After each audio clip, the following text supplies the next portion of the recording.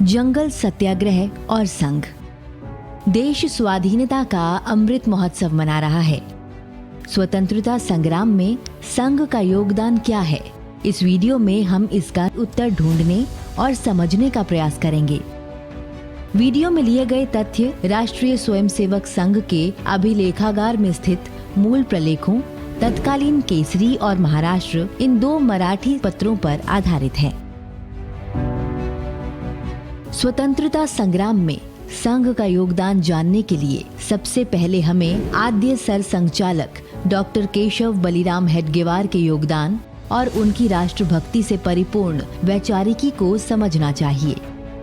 स्वतंत्रता कब और कैसे मिलेगी, यह प्रश्न सर्वत्र जब पूछा जा रहा हो तब हम पराधीन क्यों हुए और हमारी स्वतंत्रता अक्षुण्ण कैसे रहे, इस प्रश्न का न केवल मूलभूत चिंतन बल्कि इस पर उपाय भी डॉक्टर साहब ने आरंभ कर दिए। हिंदू समाज की आंतरिक शक्ति बढ़ाने पर उनका जोर और सारा ध्यान केंद्रित था। जंगल सत्याग्रह की पृष्ठभूमि सविनय अवज्ञा आंदोलन। 12 मार्च 1930 भारत के स्वतंत्रता संग्राम के इतिहास में बहुत महत्वपूर्ण तिथि है। अंग्रेजों द्वारा बनाए नमक कानून को तोड़ने के लिए महात्मा गांधी ने इसी दिन दांडी यात्रा शुरू की थी। कर्णावती के साबरमती आश्रम से शुरू हुई इस यात्रा का उद्देश्य नमक कानून को तोड़ना था, जो अंग्रेजों के खिलाफ देश भर में विरोध का एक बड़ा संकेत था। 24 दिनों में 241 मील की दूरी तय करते हुए गांधी जी और उनके साथ 79 सत्याग्रहियों ने 6 अप्रैल 1930 को दांडी के समुद्र किनारे पर चुटकी भर नमक उठाकर नमक कानून की अवज्ञा की।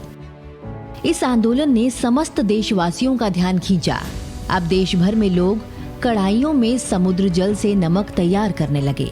कानून की अवज्ञा करने के कारण देश भर में 60,000 लोगों को गिरफ्तार किया गया। इन दिनों संघ का कार्य मध्य प्रांत में ही प्रभावी हो पाया था। यहाँ नमक कानून के स्थान पर जंगल कानून तोड़कर सत्याग्रह करने का निश्चय हुआ। डॉक्टर केशव बलिराम हेडगेवार संघ के सरसंघ चालक का दायित्व डॉक्टर लक्ष्मण वासुदेव परांजपे को सौंप स्वयं अन्य स्वयंसेवकों समाजजनों के साथ सत्याग्रह करने गए। सत्याग्रह हेतु यवतमाल जाते समय पुसद नामक स्थान पर एक जनसभा आयोजित की गई और डॉक्टर हेडगेवार ने फिरंगी हुकूमत से देश को स्वाधीन कराने के लिए प्रेरणादायी भाषण दिया। ब्रिटिशों ने 1927 में इंडियन फॉरेस्ट एक्ट बनाया था, जो खासकर मध्य प्रांत और बरार के किसानों के लिए मारक साबित हुआ था। तो बरार और मध्य प्रांत में ऐसा तय हुआ कि जंगल सत्याग्रह किया जाएगा और उसका प्रारंभ केंद्र यवतमाल जिला के पुसद गांव से होगा और वो 10 जुलाई 1930 से इसका प्रारंभ होगा, ये तय हुआ। इसके पहले ही संघ के संस्थापक डॉक्टर हेडगेवार ने ये निश्चित किया था कि मैं इस जंगल सत्याग्रह में भाग लेने जाऊंगा। तो 20 जून 1930 को सभी संघ स्वयंसेवकों को लिखे पत्र में उन्होंने ये सूचित किया कि वे जंगल सत्याग्रह में भाग लेने जा रहे हैं और सरसंघ चालक पद का जो दायित्व है उनके स्थान पर डॉक्टर लक्ष्मण वासुदेव परांजपे ये वहन करेंगे। जंगल सत्याग्रह के चलते ही डॉक्टर हेडगेवार को 9 मास का सश्रम कारावास भी हुआ। यह जानना और समझना आवश्यक है कि देश को स्वतंत्रता किसी एक दल, एक परिवार, एक व्यक्ति, एक समुदाय विशेष के प्रयासों से नहीं, बल्कि समूचे देशवासियों के संयुक्त प्रयासों से मिली है।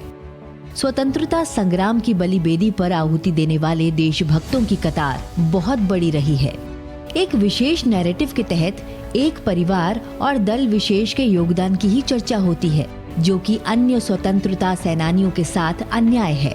इसलिए स्वाधीनता संग्राम में संघ के योगदान को जन जन तक पहुंचाने में हम सबकी भूमिका होनी चाहिए।